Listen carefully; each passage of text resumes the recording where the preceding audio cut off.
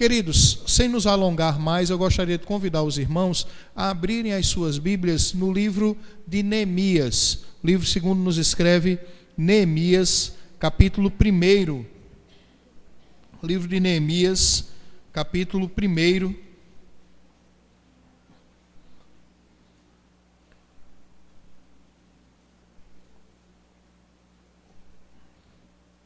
Nós iremos ler os 4 primeiros versículos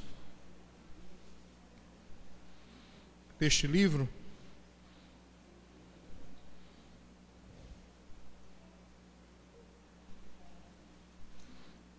E mesmo assentados como vocês estão, peço que possam acompanhar a leitura da palavra do Senhor. O livro segundo nos escreve Neemias, capítulo 1, versículos de 1 ao 4.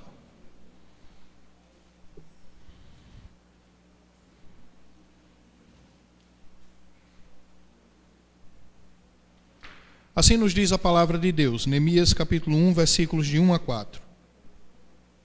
As palavras de Neemias, filho de Acalias, no mês de Quisleu, no ano 20º, estando eu na cidadela de Susã, veio Anani, um dos meus irmãos, com alguns de Judá.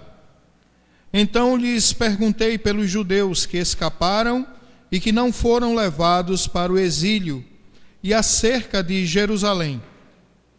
Disseram-me: os restantes que não foram levados para o exílio e se acham lá na província, estão em grande miséria e desprezo. Os muros de Jerusalém estão derrubados, as suas portas estão queimadas. Tendo eu ouvido estas palavras, assentei-me e chorei, e lamentei por alguns dias, e estive jejuando e orando perante o Deus dos céus. Amado Deus, quero te agradecer por essa oportunidade de novamente estar neste púlpito, nesta comunidade, e te pedir que por pura expressão da tua graça sobre a minha vida e sobre a vida dos teus filhos que estão aqui, o Senhor possa, através do teu Santo Espírito, se dignar ao falar ao coração de cada um desses irmãos que estão aqui, desde o mais novo até aquele mais experimentado na vida, de tal maneira, Senhor, de que nenhum dos teus filhos possa sair deste lugar frustrado por não ter ouvido a tua voz, mas que o Senhor possa trabalhar em cada coração através da ministração da graça que há no Santo Espírito de Deus. Que aquilo que o Senhor colocou na tua palavra como alimento espiritual para a vida dos teus servos possa ser compreendido nessa noite, e que dessa forma, meu Deus, nós possamos compreender o que devemos fazer diante das respostas às perguntas que nós fazemos. É assim que nós oramos, é assim que nós intercedemos, é assim que nós clamamos a tua intervenção nesse momento, em Cristo Jesus. Amém. Queridos, eu queria começar essa nossa reflexão com essa pergunta, fazendo esta pergunta, não é? O que eu e você temos feito com as respostas às perguntas que nós fazemos? Eita, pastor, está comprida demais essa pergunta, né? Tente diminuir ela. Não dá para diminuir, amados. A gente vai ter que tentar entender ela desse tamanho mesmo, né? O que eu e você fazemos com as respostas às perguntas que nós fazemos? Mas, pastor, a gente faz duas coisas nessa sentença que o Senhor está dizendo aí, não é? Exato. Nós fazemos duas coisas, não é? Ou pelo menos devemos fazer. Nós fazemos algo com as respostas que recebemos das pessoas, E o grande questionamento é: o que nós estamos fazendo com as respostas às perguntas que costumeiramente fazemos? Por exemplo, me permita esclarecer agora. Os amados tiveram a oportunidade de chegar aqui nessa noite, de chegar nesse lugar, não é? Vindos de várias atividades. Talvez hoje à tarde você estivesse, não é, simplesmente descansando da puxada semana de trabalho que você teve pela frente. Talvez hoje à tarde você tenha se dedicado a arrumar alguma coisa em casa. Acordou um pouco mais tarde, pela manhã, na manhã de domingo, né, e se permitiu à tarde fazer algum conserto na sua casa. Talvez hoje à tarde você tenha ido visitar algum familiar ou uma pessoa enferma, e aí você se dedicou às boas obras, à beneficência ou algo desse tipo. Não sei o que foi que você fez hoje à tarde, mas a verdade é, vocês todos não estavam aqui juntos hoje à tarde, não é isso? Todo mundo aqui se encontrou hoje de tarde? Não. Vocês estão se encontrando agora, nesse ajuntamento que a gente está fazendo aqui na igreja, não é verdade? Vocês vieram de várias atividades. E quando vocês chegam aqui na igreja, que tem a oportunidade um de olhar para o outro, não sabe o que aconteceu uns com os outros nesse período de tarde, ou no período da manhã, ou no dia anterior, ou na semana, não é? Vocês se encontraram aqui depois de alguns dias sem se ver, e quando você se encontra com o seu irmão, se você é de igreja, né, normalmente você deseja a ele a paz do Senhor, ou você o cumprimenta com alguma saudação própria das que nós, enquanto membros de igreja, temos. E quando você faz isso, você solta aquela clássica pergunta que nós fazemos a todas as pessoas, indistintamente, sendo membros de igreja ou não. E a pergunta é: como é que você está? Não é verdade? Costumeiramente, nós, quando nos encontramos, perguntamos como o outro está. E aí eu pergunto a você, né? Você já parou para pensar que essa pergunta, de tão comum, de tão normal na minha e na sua vida, muitas vezes essa pergunta ela está carregada de uma profunda indiferença? Apesar de nós nos dirigirmos uns aos outros, aparentemente intencionando saber como nós estamos, raramente nós damos a atenção necessária às respostas que nós ouvimos. É muito comum, queridos, nós entrarmos numa dinâmica de vida onde nós não nos importamos com as respostas a algumas perguntas que nós fazemos às pessoas. Não foi isso que aconteceu com Neemias aqui. O texto bíblico diz que essas palavras são as palavras desse homem cujo o título do livro leva o seu nome. Palavras de Neemias, ou seja, o autor é Neemias. Ele é filho de um homem chamado Acalias, no mês de Quisleu. O calendário aqui é o calendário próprio do povo a quem Neemias está tendo a oportunidade de servir. No ano 20º, esse ano 20º é nada mais, nada menos que o ano 20º do período onde o povo de Israel está cativo no exílio, né, e aonde ele tem a oportunidade de estar ali vivendo nesse momento de cativeiro. Mas também é um ano que relaciona-se especificamente com o reinado a quem Neemias tem a oportunidade de servir. Vem a ele um homem do qual ele diz que é dos seus irmãos. E isso aqui não necessariamente indica um parentesco sanguíneo, mas sim que provavelmente era um grupo de judeus que havia chegado justamente de onde Neemias pede informações aonde a situação que está se dando e é relatada vem a ser abordada nesse assunto. Veio Anani, um dos meus irmãos, com alguns de Judá, e então eu lhes perguntei. Neemias pergunta a Anani aquilo que costumeiramente nós perguntamos uns aos outros. Ele pergunta o seguinte: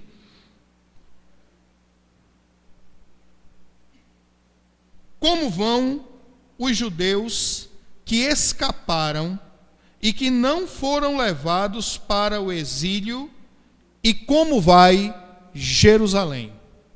Qual é a situação dos meus patrícios, ou seja, dos meus conterrâneos, e qual é a situação da minha cidade? Qual é a situação? Neemias provavelmente não faz essa pergunta, queridos, intencionando fazer tudo aquilo que ele veio a fazer nos versículos posteriores a esses 4 e nos capítulos que se seguem do seu livro, do livro de Neemias. Ele não tinha um planejamento, olha, eu vou perguntar isso para já começar a delinear as ações que irão dizer respeito à restauração dos muros de Jerusalém. Definitivamente, ele não faz isso. Neemias não estava aqui com informações em tempo real. Receber notícias dos seus irmãos era algo que provavelmente levava muito tempo, porque a comunicação não era tão veloz como é nos nossos dias, onde nós temos a oportunidade aqui de estarmos, por exemplo, celebrando este culto, e se nós tivéssemos uma transmissão online aqui, pessoas do outro lado do mundo poderiam ver essa reunião, poderiam ver essa pregação. Não é isso que está acontecendo aqui. Levava tempo ter notícias de Jerusalém, levava tempo ter notícias daqueles que escaparam. Neemias estava tendo uma oportunidade de fazer uma pergunta que não necessariamente é tão informal como a pergunta que nós fazemos uns para os outros, de dizer como é que você está. Mas definitivamente não era uma pergunta da qual ele estivesse gastado muito tempo para elaborar, era mera curiosidade naquele momento ali.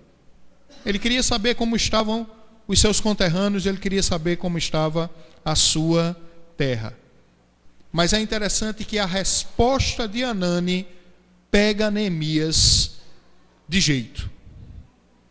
Pega Neemias literalmente em uma situação onde ele definitivamente não tinha como estar indiferente. Se Neemias conseguisse estar indiferente, queridos, a essa resposta que foi dada à pergunta que ele havia feito, se Neemias conseguisse ficar assim, ele seria, no mínimo, um homem extremamente desligado da realidade do seu povo e do plano de Deus na vida do seu povo. A resposta de Hanani é dura, a resposta de Hanani choca Neemias, a resposta de Hanani mexe com as bases da sua vida, e certamente mexeria com as bases da vida de todas as pessoas que estariam ao redor de Neemias e de todos aqueles que restaram em Jerusalém. Restaram é a palavra certa, é a palavra mais adequada para colocar aqui.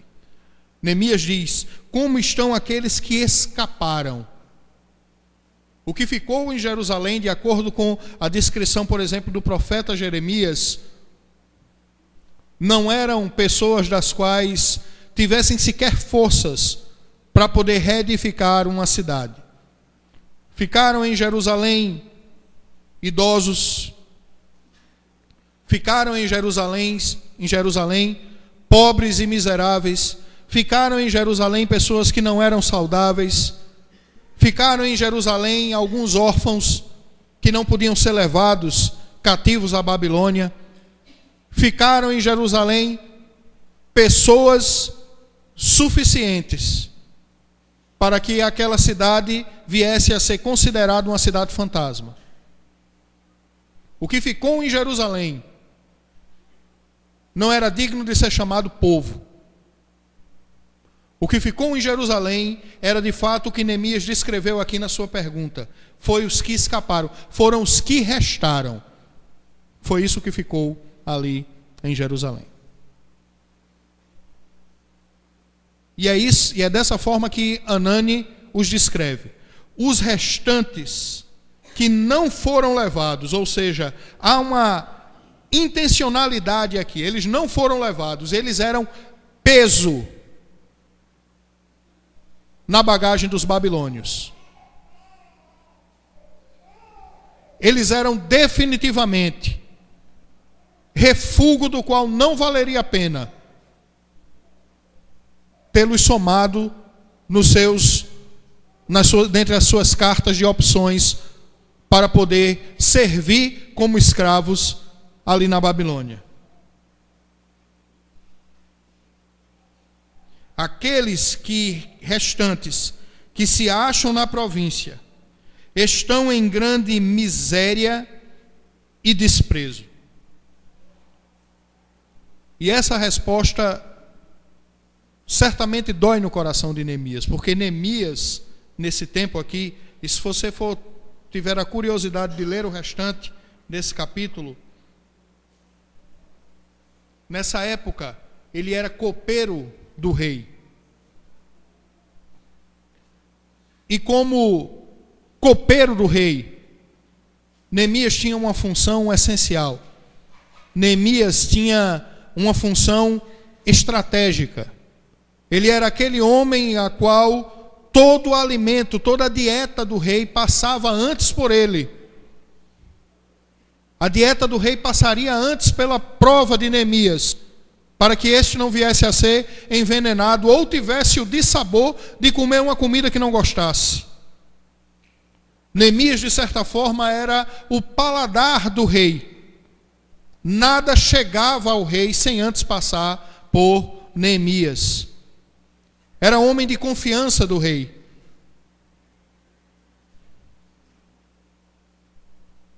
Era um homem palaciano. Era um homem que comia do bom e do melhor. Era um homem que estava servido de todas as iguarias que o rei dispunha. Era um homem que certamente tinha uma acomodação diferente de todos aqueles que estavam ali servindo ao rei. Era um homem de fino trato, porque não era qualquer um que poderia estar na presença do rei todos os dias servindo a ele, servindo a sua mesa e tendo responsabilidade sobre a sua vida. A realidade de Neemias aqui, queridos, é uma realidade totalmente diferente da dos seus irmãos que estavam em Jerusalém. Neemias, sim, tinha motivo para talvez ouvir essas notícias e simplesmente dizer, mas que pena, dar as costas e seguir a sua vida. Neemias, sim, poderia perfeitamente não estar nem aí para o que aconteceu. Neemias poderia bater no peito e dizer, está vendo aí?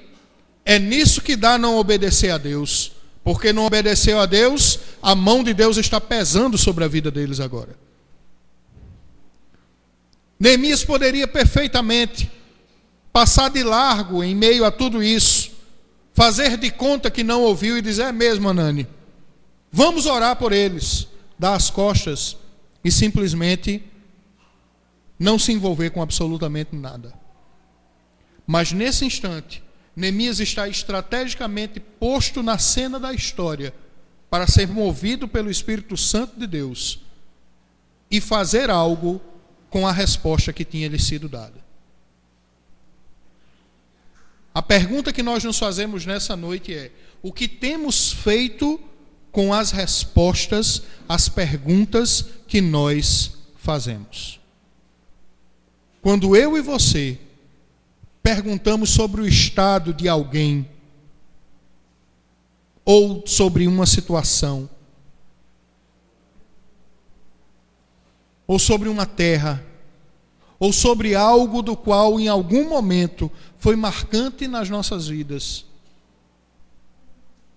o que temos feito com a resposta que ouvimos? Razões pelas quais o povo estava em miséria. O povo passava fome, amados. Os relatos de Jeremias em relação ao cativeiro são terríveis. A palavra de Deus diz que as mulheres piedosas cozinhavam os seus filhos. Tal era a fome que se vivia naquele lugar. Se as mulheres piedosas cozinhavam os seus próprios filhos, imagine as que não tinham temor de Deus.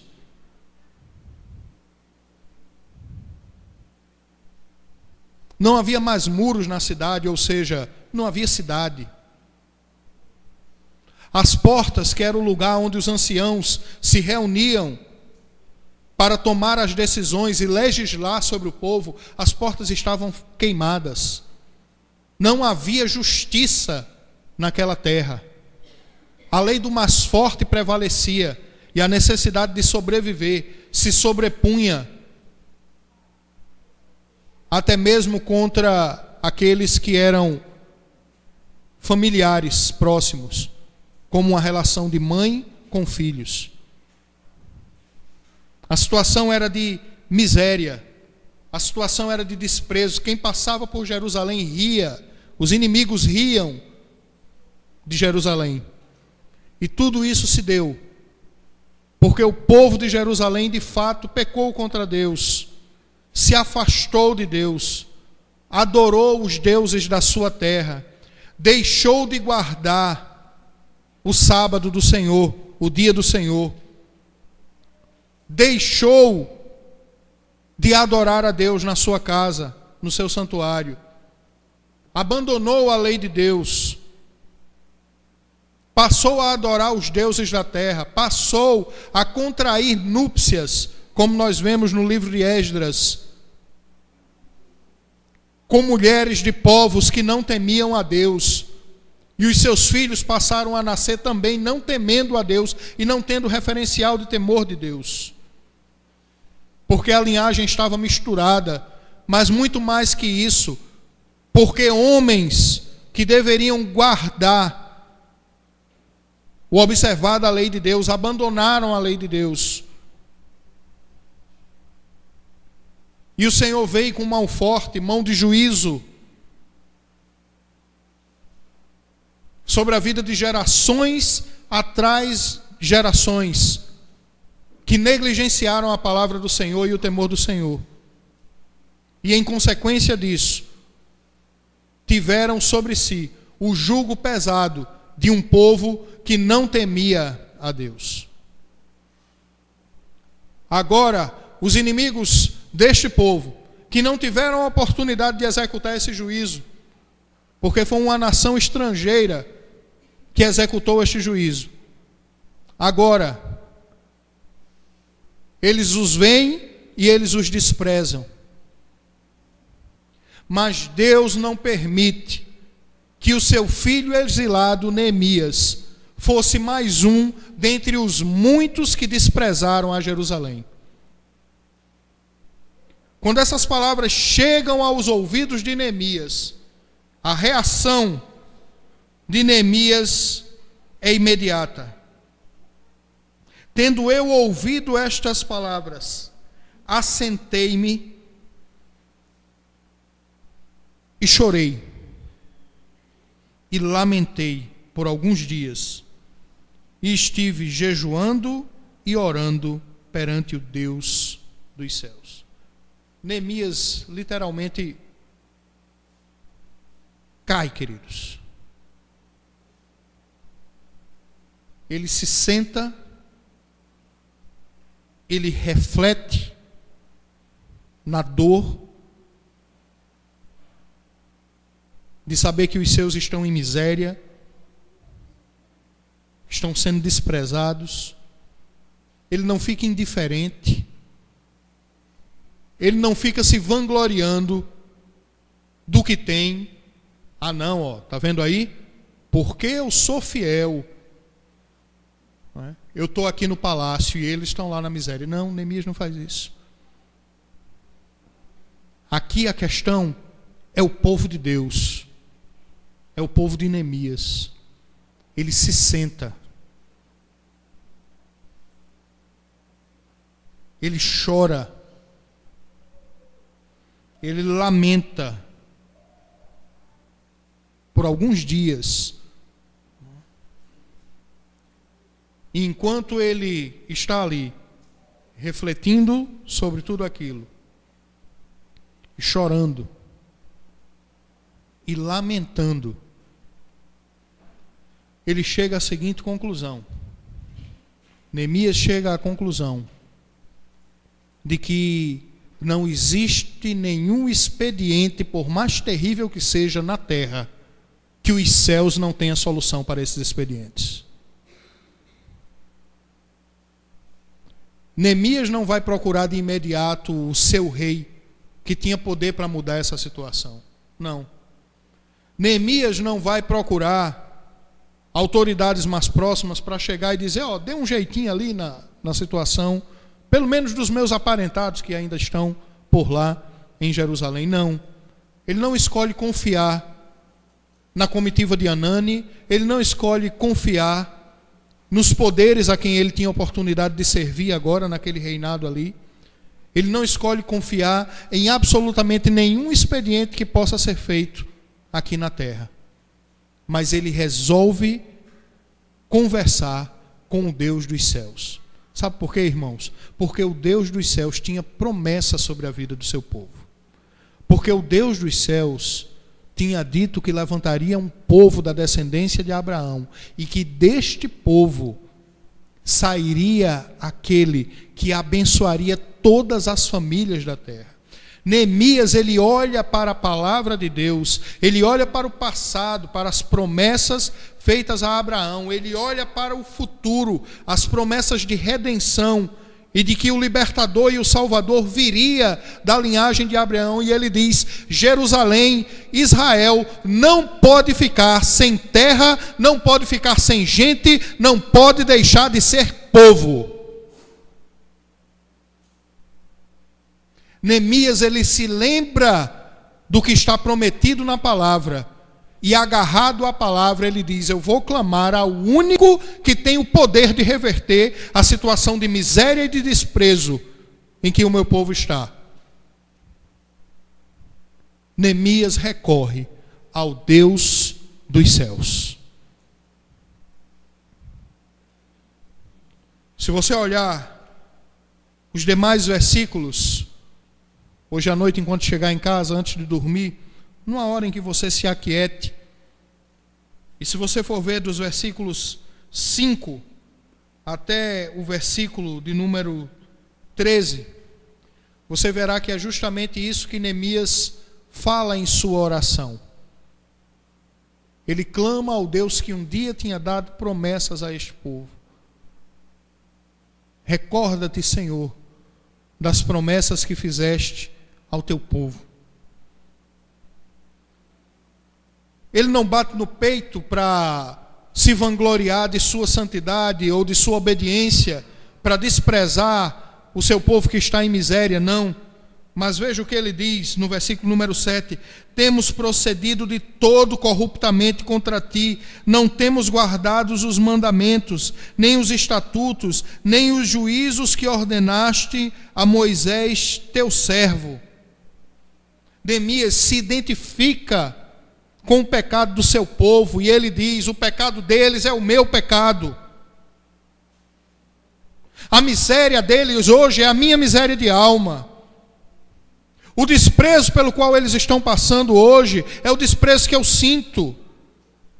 Neemias está plenamente identificado aqui com a situação do seu povo.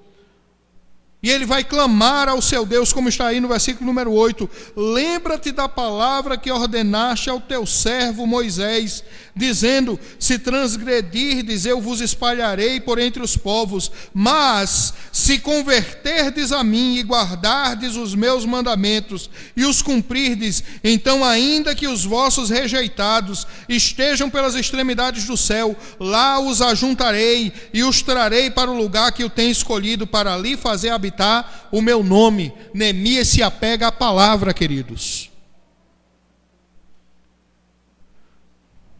Em momentos de profunda miséria, de desprezo, o único porto seguro que nós podemos encontrar é na palavra do Senhor. É nisso que Neemias se agarra. Ele se agarra nas promessas do Deus das alianças, o Deus dos seus pais, o Deus de Moisés, o Deus de Davi. Neemias se agarra às promessas da aliança. E ele clama ao Deus dos céus. Eu estive jejuando e orando perante o Deus dos céus. Queridos, Neemias podia ter de tudo, do bom e do melhor, do rei da terra a quem ele servia.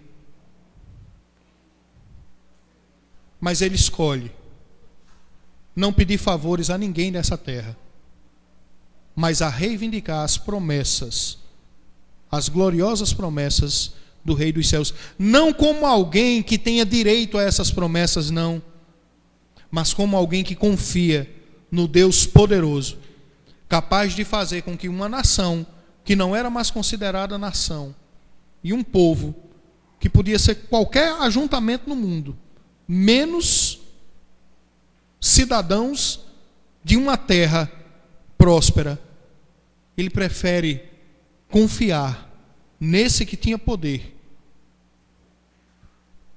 para mudar esse quadro desesperador.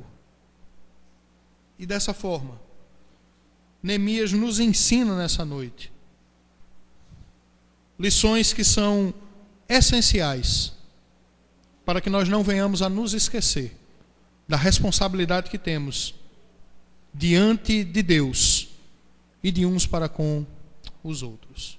A primeira lição que nós aprendemos aqui com Neemias, meus queridos, é que se nós não estamos dispostos a nos envolver com as perguntas das pessoas que nós questionamos, então é melhor a gente não fazer pergunta nenhuma.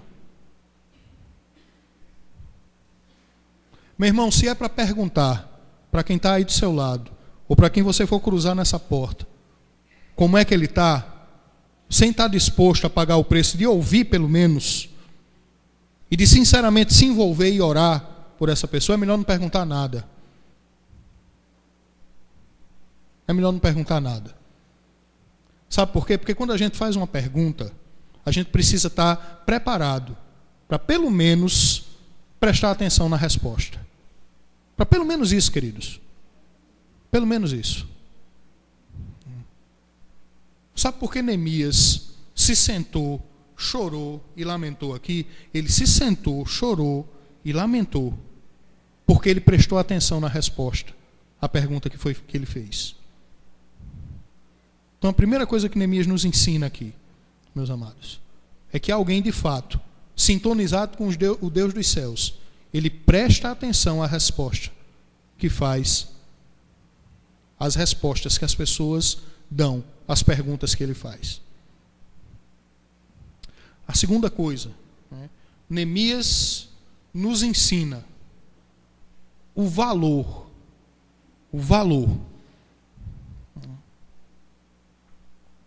de se importar com a dor e com o sofrimento do outro. Ele não fica como muitas vezes nós ficamos, a situação está difícil, e depois nos esquecemos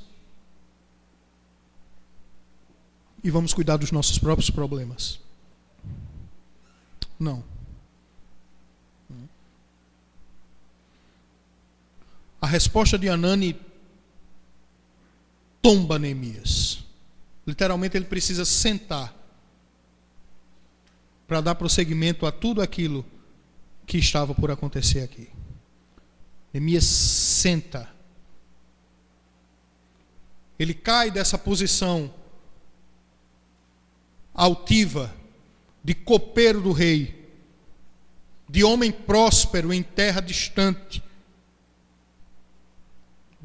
para se nivelar, como está aí no versículo número 7, com o pecado do seu povo, e se envolver com a dor e com o sofrimento dos seus.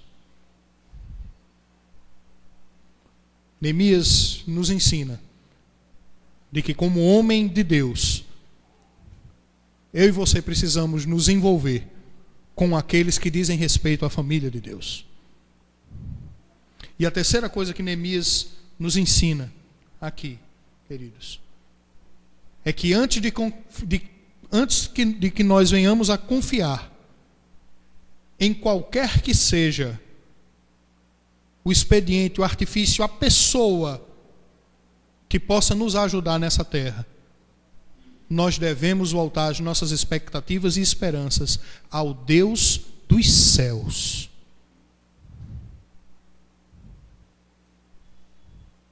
A esse Deus que, havendo prometido, não deixará de cumprir. A esse Deus que, havendo falado, fará com que os meios necessários sejam movidos para que o que ele falou venha a acontecer. Neemias, assim, ele nos ensina a fazer perguntas, a nos envolver com as respostas e a buscar solução para as crises no Deus dos céus. Vamos tentar colocar isso na cabeça para a gente não sair daqui esquecido. Neemias nos ensina a fazer perguntas, se envolver com as respostas e buscar a solução no Deus dos céus. Mas Neemias ainda segue nos ensinando. E aí não com aquilo que ele vem a fazer, mas com a obra de Deus na vida dele.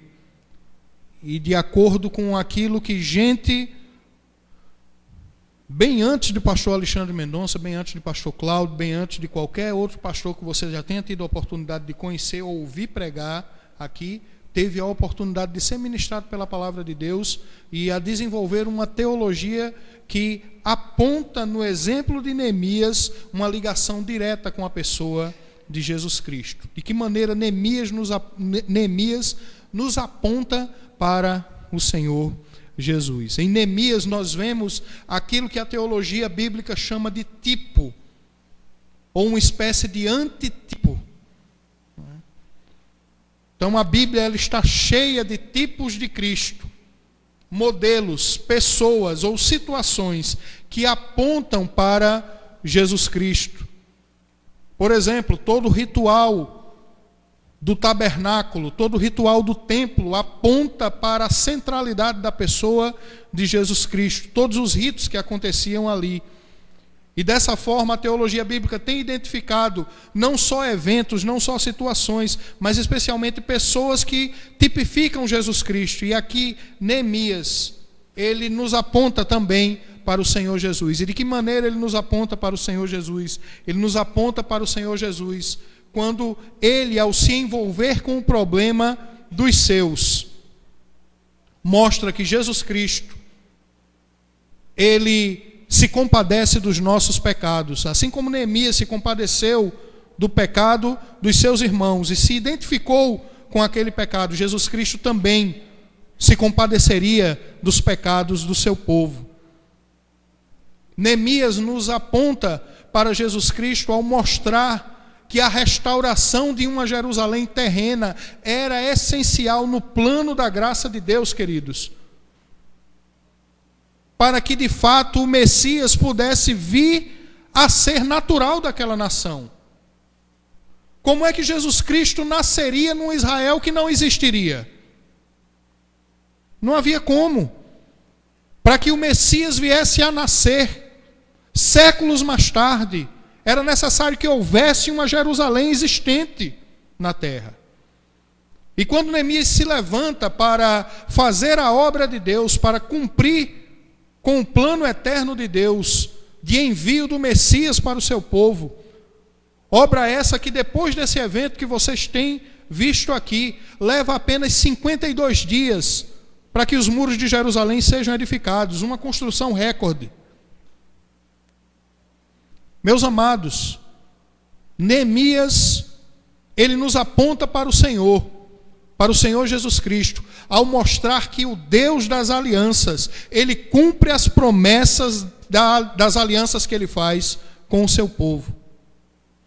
E em terceiro e último lugar, Neemias nos aponta para o Senhor Jesus Cristo, ao mostrar que nas maiores crises que nós venhamos a viver, o Senhor Jesus Cristo nos deu exemplo de que nós não devemos dormir, de que nós não devemos esquecer de que uma vida vigilante, uma vida de oração, é aquilo que nos sintoniza com Deus e que faz com que nós estejamos, de fato, em condições de ouvir as respostas de Deus.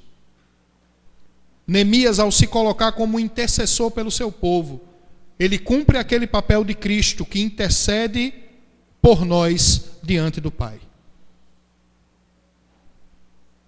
Dessa forma, Neemias, ele tipifica Cristo nessas três realidades.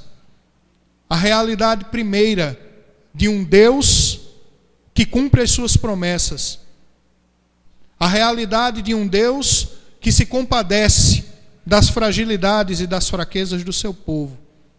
A realidade de um Deus homem que intercede pelo seu povo diante do Deus dos céus.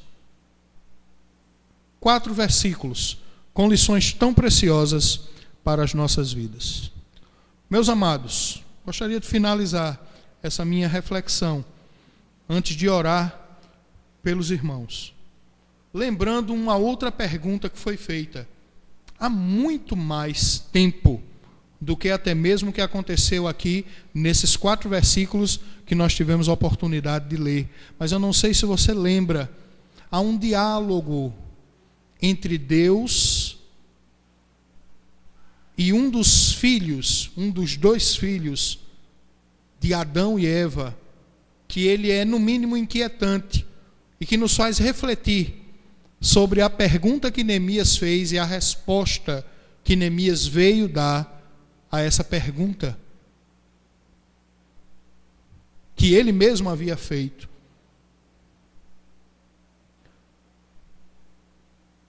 Início da criação, Gênesis.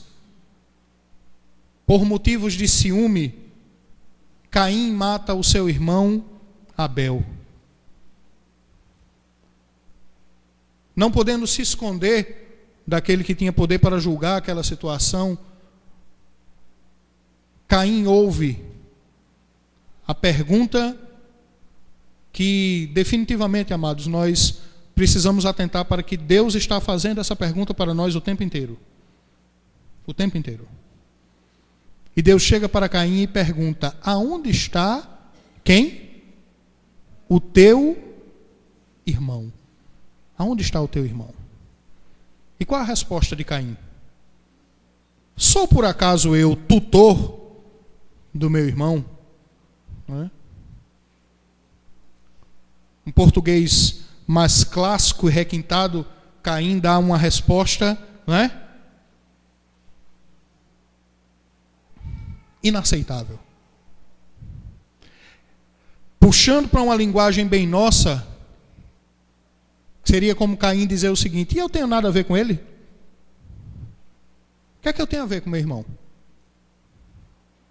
O que é que eu tenho a ver com meu irmão? Essa pergunta de Caim merece uma outra resposta. Deus se levanta e diz: o que fizeste? Porque eu ouço da terra o sangue do teu irmão clamar a mim. O que Deus está dizendo a Caim é: você não tinha direito de matar o seu irmão. Meus amados, quando nós não nos envolvemos com as respostas que recebemos, especialmente dos da família da fé, nós fazemos como Caim fez com Abel. Nós sepultamos num jazigo de indiferença a vida do nosso próximo. E não convém que isso seja assim. Neemias não sepultou os restantes que estavam em Jerusalém. Ele não sepultou. Era sangue seu. Ele se envolveu com o problema.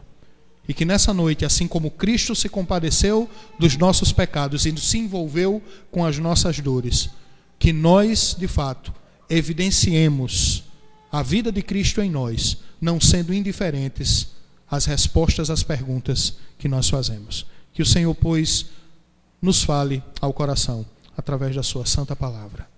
Baixe sua cabeça, feche seus olhos. Eu gostaria de orar por sua vida, por minha vida, por nossas vidas nesse momento. Deus bendito, Deus dos pais da nação de Israel, Deus dos grandes exemplos que nós temos nas Escrituras, dentre eles o teu servo Neemias, Deus e Pai do nosso Senhor Jesus Cristo, a quem rendemos neste lugar toda honra, toda glória e todo louvor. Deus dos pais apostólicos, daqueles que, pela doutrina dos apóstolos, edificaram a tua igreja. Deus dos missionários que plantaram as igrejas, das quais nós hoje nos assentamos e fazemos parte no decorrer da história. Deus da história, Deus das nossas vidas. Nesse momento nós pedimos, assim como Neemias o fez diante do Senhor, que o Senhor se recorde da filiação que nos deu e que pelo mover do Espírito Santo de Deus, o Senhor mesmo possa fazer, meu Deus, com que nos recordemos de quem somos. Somos filhos do Senhor. Como diz 1 Pedro, somos raça eleita, nação santa, povo de propriedade exclusiva de Deus, povo chamado para o anúncio das boas obras. Senhor, não permita de modo algum que passemos indiferentes às dores e dificuldades que vivemos nas nossas comunidades. Eu te peço, Senhor, assim como moveste o coração do teu servo Neemias, que nos ensina, através da ação do teu Santo Espírito na vida dele, a não estar indiferente às respostas às perguntas que venhamos a fazer. Nós te pedimos, dá-nos essa consciência, Senhor, de que como membros da tua família, como cristãos, aqueles que espelham Cristo nesta terra, nós não podemos estar, não devemos estar indiferentes às dores uns dos outros. E dessa forma, Senhor, que haja um profundo mover do Senhor na vida da tua igreja, na vida do teu povo. Se essa não é a realidade desta comunidade, Senhor, que estas palavras sirvam de alerta para cada um de nós, para que não venhamos a cair ou incorrer nesse pecado. Queremos te agradecer, Senhor, também por aquilo que podemos aprender de Neemias aqui, como um dos que não se coloca à parte da situação do seu povo, mas se envolve e se identifica com o pecado do seu povo. E dessa forma recebe a confissão dos nossos pecados nesse momento. E como diz a tua santa palavra, se confessarmos os nossos pecados, o Senhor é fiel e justo para nos perdoar os pecados e nos purificar de toda injustiça. Se temos sido indiferentes à dor e ao sofrimento que estão à nossa volta, que estão na família da fé, move os nossos corações, Senhor. Faz de nós, ó Pai, edificadores de muros caídos, restauradores de portas queimadas. Não permita que sejamos vistos aí afora, meu Deus, como gente sem dignidade, como gente que envergonha aquilo que prega. Não. Mas que de fato venhamos a ser identificados como povo que restaura ruínas caídas e que edifica portas de justiça no meio deles mesmos. E que dessa forma, Senhor, a situação de miséria, característica do pecado, e de desprezo, consequência do pecado, não venha a ser vista no nosso meio, mas que sejamos de fato identificados como povo do Senhor. Espírito Santo de Deus, realiza agora, no meio de nós, a obra de compreensão de tudo aquilo que está sendo ministrado aqui nessa noite. E conduz-nos a toda a verdade. Livra-nos, ó Pai, de não viver aquilo que pregamos. É assim que nós oramos. É assim que a Ti clamamos, em Cristo Jesus. Amém. Que Deus os abençoe, meus irmãos.